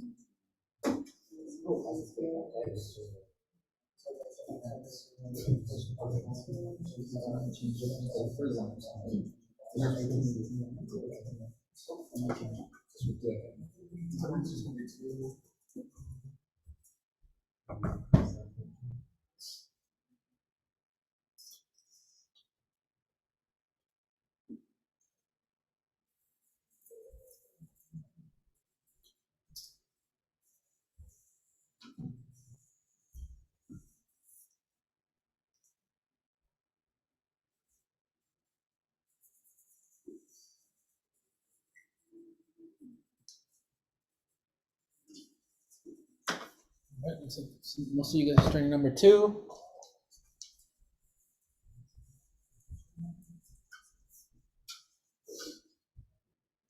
Careful, algebra for number 2.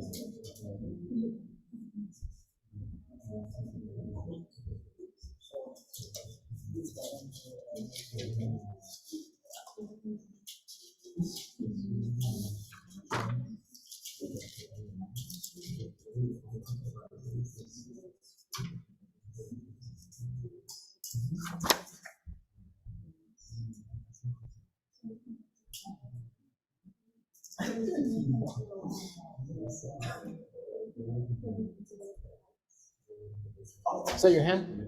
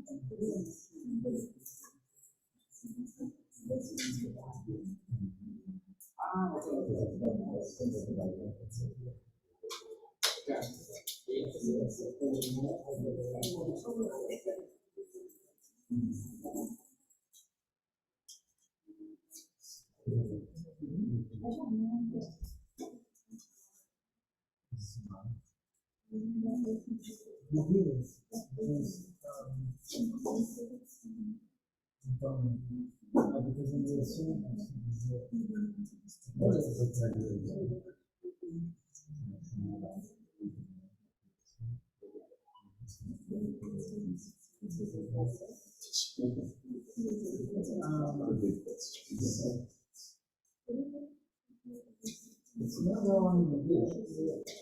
It's just you might lose solution. Careful. That was my role. It's not really good. It's just, you have to be careful. So if you look up at this, or should be possible to zero. Which in this case, you get y equals zero. So you'll get the. No.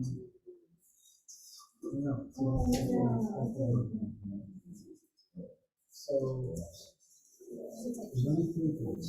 So instead of doing this, like, you know, if I had something like this, set to 0. You know what we did in there?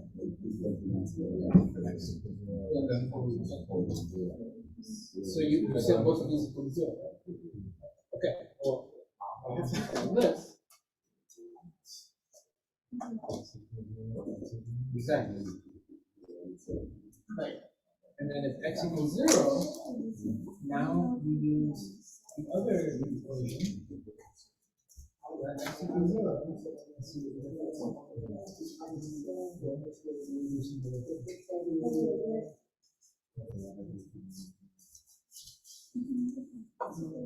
So if x is equal to 0, this guarantees the partial y guarantees. But you haven't touched the partial x. So then you say, okay, I still want this point to be 0. So let's let x equal 0 to this one. Plus 9y squared equals 0. Remember, this is your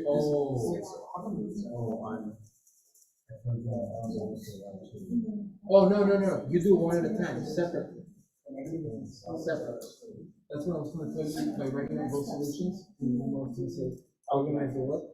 Do the case of this solution, find the point, do the case of this solution.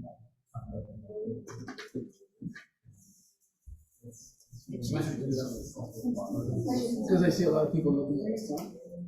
It means up there. All right, guys, let's do number 2. Number 2 is weird. It was one of those weird ones that I was telling you about, where you kind of have to be careful with your algebra and. Yeah, let's take a look.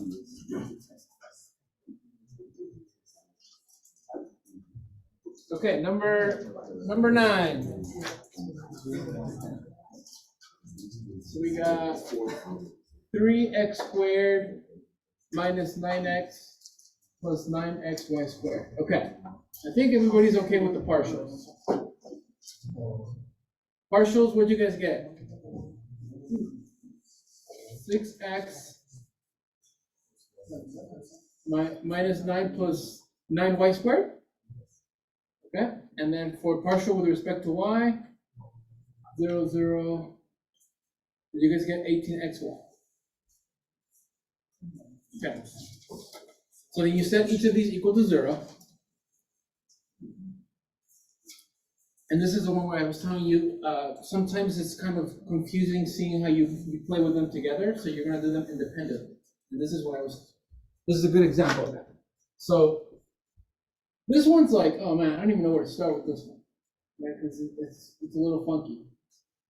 So maybe instead of starting with this one, let me jump to this one to see if this one can help.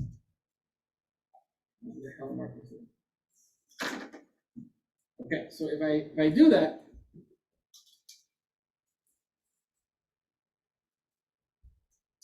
you know when you guys factor stuff like this in algebra, what do you guys do after this step to get your solutions? You set each of these factors equal to 0, right? Well, you got this bad boy and you got this bad boy. They both multiply equal to 0. So just the way you would split this one, you would say, okay, either 18x is equal to 0 or y is equal to 0. Okay? And that, yeah, divided by 18, that's x equals 0. So what does this mean? That means that if x is 0, the partial derivative with respect to y will be 0. If this is 0, it will also be 0. But is this a critical point? No, right? That's that case, that's that remark I gave you guys earlier, A, B, C, D. We haven't even touched this bad boy yet. So this is where I was trying to tell you guys, you need to organize your work. Separate these and say, okay, if x is equal to 0, plug this in to this equation that's equal to 0. So then you have 6 times 0 minus 9 plus 9y squared, so that you can solve for the y coordinate. Yes. You can solve for the y coordinate. So this is 0, minus 9 plus 9y squared, minus the 9 over here, divide it, and then what do we get? But be careful, I'm just going to do it on purpose. I'm going to say y is 1 or y is negative 1. Because how many critical points does that give me? It gives me 2. It gives me x has to be 0, but then y is 1. X has to be 0, and y could be negative. Okay? Questions on that little path? Charles?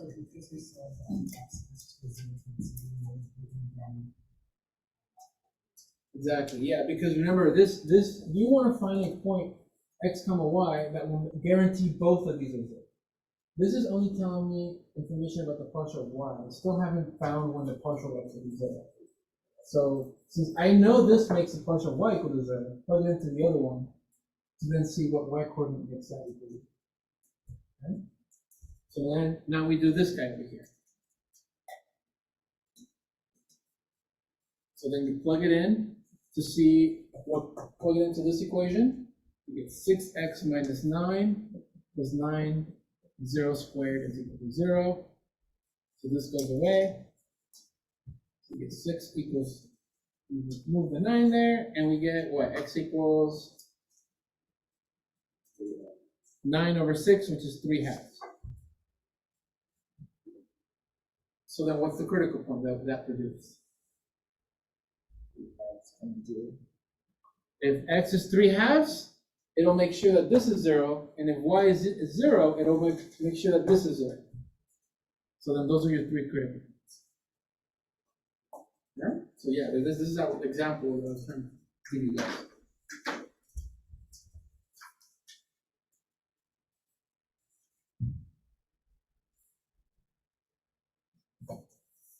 Plug these into your test, and these two should give you saddles.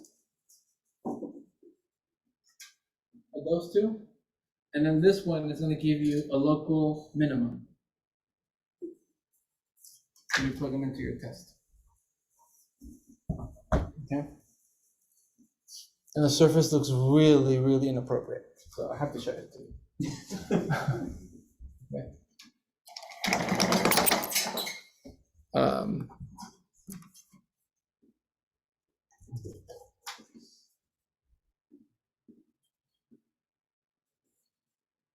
There you go. It's like a crotch. You have your minimum right there at the very bottom. Stop it. And then it's hard to see the saddles, but the saddle, there's a saddle right here. Can you guys see it on the projector? There's a saddle right there. And then there's another saddle right there. So it's like this really weird surface there. Okay?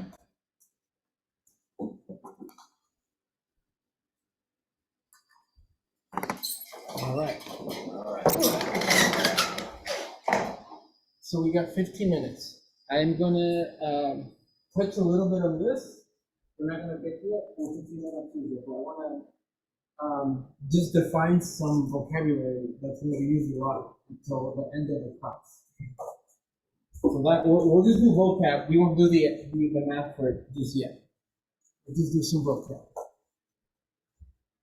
and then we'll start next Tuesday with that vocab, and we'll figure out this extreme value thing. All right. So this last part is about absolute, max, and min.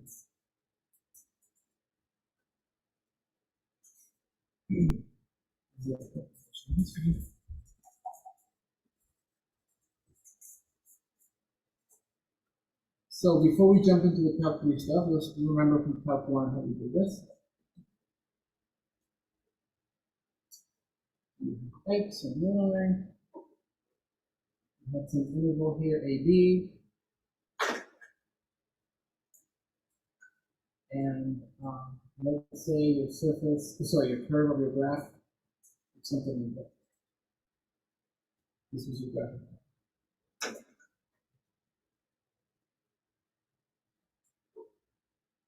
And so you guys learned something called the extreme value theorem.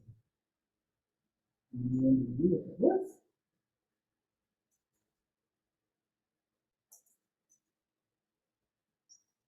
So give us a couple conditions. It's a theorem that you use to confirm if a graph is going to have an absolute maximum. Okay? There was two conditions that needed to be true. So the first one is if f is continuous. That was one condition. F is continuous on A, and the second condition was a closed interval. Interval AB. Your graph was continuous, it wasn't detached, it wasn't discontinuous, and your interval was closed so that it included the endpoints. Then F has an absolute max and min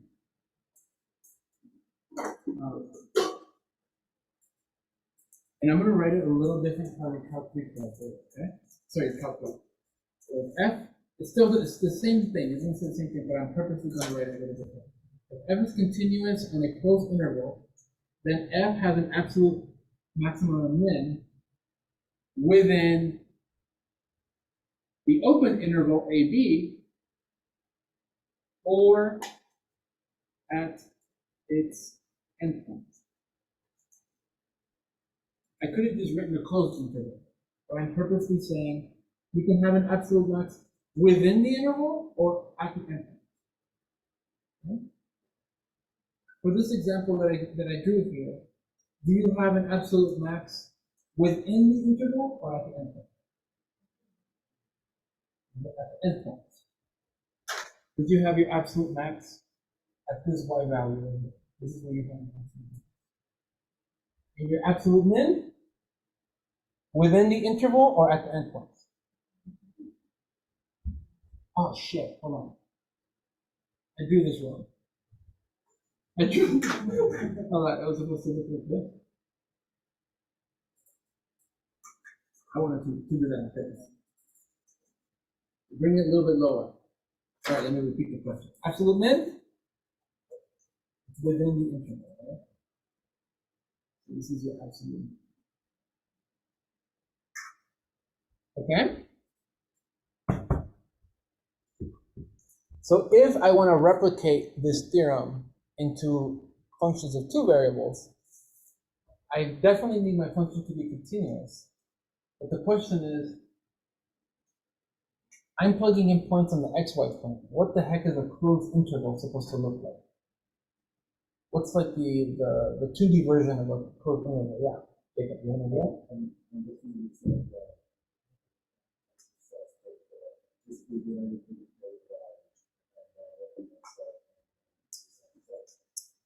It's more general than that. Yeah, what you're saying is like it would create like a little square.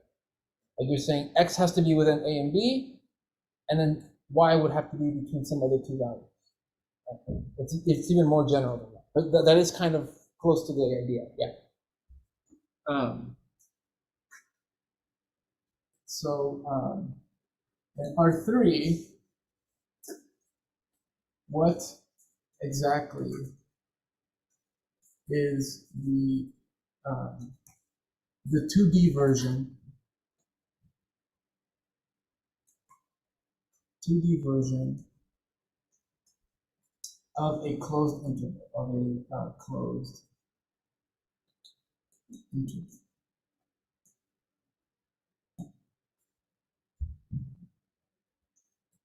And so, yeah, we would think it's like some kind of rectangular box, but it's a little more general than that. And it's going to use types of regions that we're going to do in chapter 16 and chapter 15.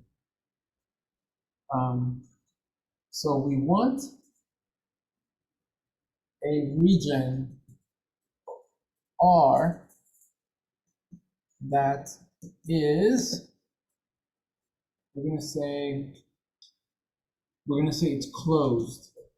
But what the heck does a 2D region being closed mean? It means that it contains its boundary. Contains its boundary. When you guys take higher level math, you'll get a new definition for that. It's a little bit more advanced, okay? But for now, we're just going to say it contains its boundary, and that's it being closed. The other thing we wanted to do, and we want it to be bounded, which sounds a little repetitive from this, but it means something else. Think of it, it just means it's not infinite. It doesn't just shoot out infinitely. And let me show you some examples. A closed can be infinite, and I'll show you. Yeah, that's exactly why it sounds like they're different, but they're not. So let me show you. Because closed, I just want you to think about, it means it contains its boundary. Okay? It contains its boundary. I guess we have boundaries on 3 dimensions. Not quite. It's still bounded 2-dimensionally, but yeah. Let me give you guys some examples. Let me see some examples and some non-examples. You guys can see the differences.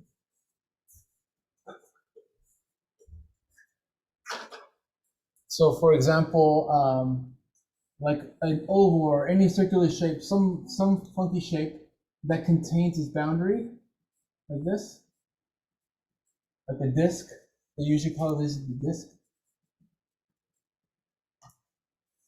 Versus maybe I have a disc that only contains the inside, but not the curve bounding it. Like a circle, like this equation, for example. Remember I had you guys do that? It only contains the inside of the circle, but it doesn't contain the circle itself. Okay? Or even a little bit more extreme. Maybe it's like a weird blob. It contains everything but a point. Okay? It doesn't contain its full boundary entirely. Okay? So these examples here are not closed. They're not closed.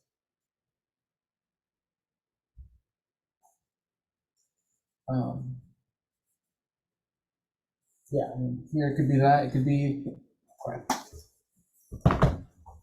The examples you're gonna have on the homework are gonna be like discs, or they could be like some kind of polygon. So it's there should be the solid border, the solid border, and also the border should be complete. It should be solid. Say it again. Solid. The solid border, and also the Solid border. Yep. yeah, the border should be complete. And the border should be complete. Yeah, that's one way of thinking about it. It's like a country border, like it's in the continent. Okay. Yeah. And it contains the boundary of its content. Yeah. Mm-hmm. All right. Let me give you an example of something that's closed but not bounded. Okay? See, these, we're going to think of them as bounded. They don't shoot off to infinity. Okay? But if I have like the equation x is greater than or equal to 3, okay? 1, 2, 3. Does that contain that line x equal 3? Contains it. What does the inequality tell me though? Anything greater than 3. All this. Off to infinity. Like that.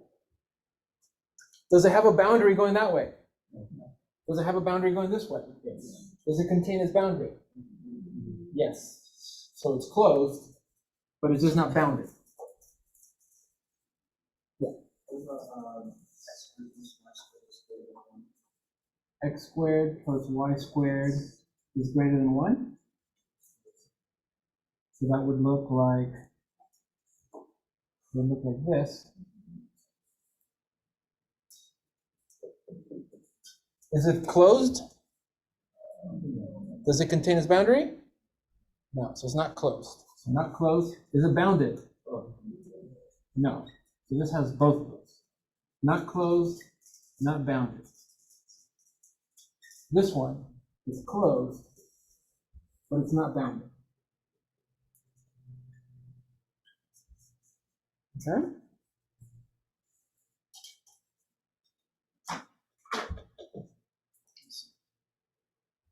Okay.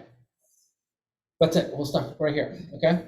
So when you guys come back next week, we're going to do an extreme value theorem on closed bounded regions. Closed bounded regions. Okay? We'll stop there. Good job, guys.